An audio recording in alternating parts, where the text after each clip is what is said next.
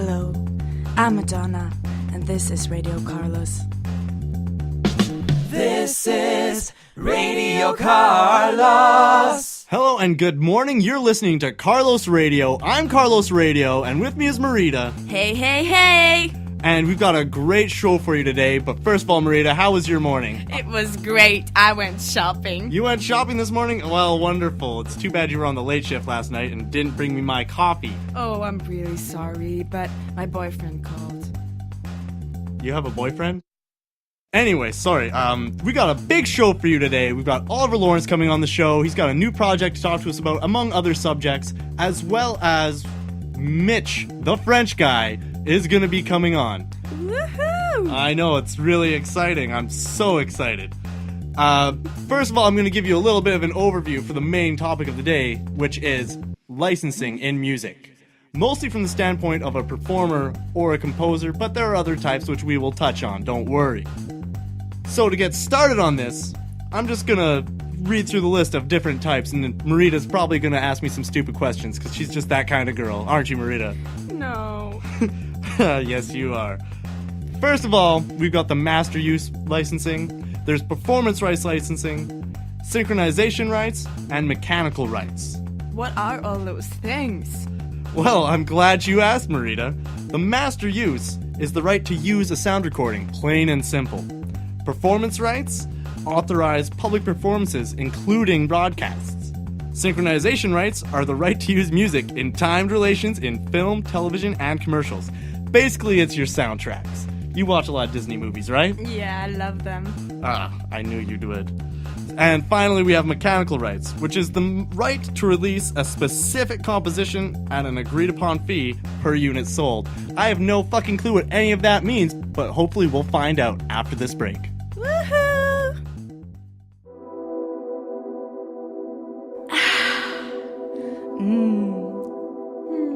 Have you ever tasted something as fresh as water from Dildo, Newfoundland? It's delicious. This is Radio Carlos. Alright, and welcome back from the break. Joining us now, we have Oliver Lawrence, German pop star. How are you doing, Oliver? I'm great, Carlos. Thank you. Thank you for having me. So, I hear there's news of you starting this new hip band. What was their name again? We're called Wycliffe. Have you got anything to show us? I brought a little snippet for you. Oh, well, let's run the clip.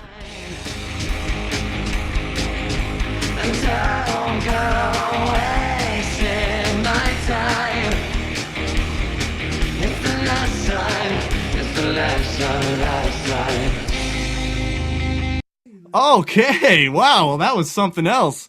Now, getting on to the main subject of why we brought you here, we had a few questions to ask. All right. We was wondering, when do you actually need a performance license? Well, basically you need a license when you want to perform a copy of a written work publicly. It's so that the artist's rights are protected, and they receive the compensation they deserve for the works they have created.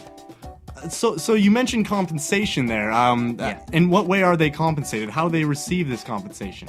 Well, there is, of course, PRS. The organization brings together two royalty collection societies, MCPS and PRS. And what do they do?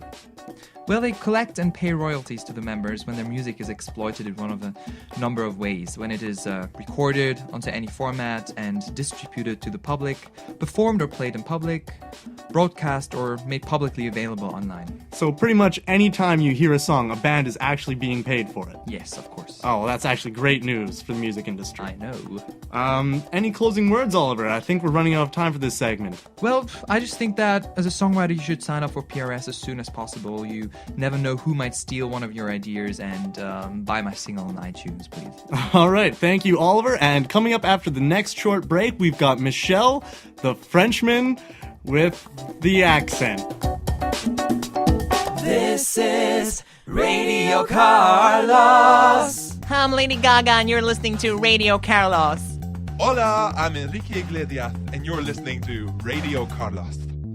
You're listening to Carlos Radio. I'm Carlos Radio, and with me is the lovely Marita. Hey! And joining us now, we have Mitch, the French guy. Hello, Carlos. How are you? How are you doing, man? I'm doing great. I'm fine. Glad to be here. I'm really glad to have you on the show. Now, I hear you're sort of a self-made composer. How, as an independent composer, how do you go about getting work? Well, you have to know people first, but sometimes it's for friendship first. You meet people, then you get involved in projects, and then you can talk about money. That's the point of the project. Not the real point, but it's something really important to make a living as a composer, because when you choose the life of an artist, you don't earn money a lot, so I think it's a good point to spread out for you. So, you said it's basically about networking, right? So, is it kind of on a job-to-job basis? Are you working purely for hire? Yeah, you make the point. We are working with what we call a work for hire. It's kind of an agreement. It's the first step, I think, because I think it's working with steps about the licensing and everything to get something real, to get in touch in the real business. So first we are hire in work for hire, but the publisher or the employer owns the rights. So you're just hired for a flat fee, something like this. So what goes into a flat fee agreement? Well, flat fee agreement goes with the first 50% of the fee at the beginning of the agreement.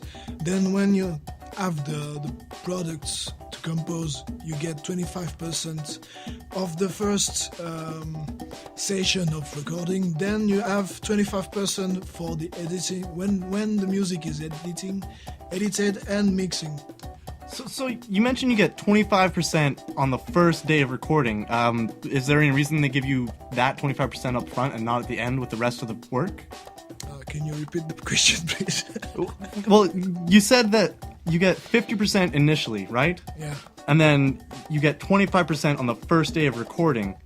Why are they paying you on that first day and not in one lump sum or in two payments? It's because they're paying you on the first day because you have to pay the record session on the studio with this amount of money, so that the publisher owns the rights of the recording if you want to proceed of a more massive diffusion of the product. Okay. So, are you working on any projects right now that you're going through contractual agreements? Any insight you can offer? Yeah. Currently, I'm going to a commercial project with some guys in Manchester, and we agreed over exclusive licensing. And what is exclusive licensing? Exclusive licensing is that the producer owns the rights, but just for an amount of time. So you're saying it's basically like they're renting your song? Kind of, yeah. How long do they have the rights to it for?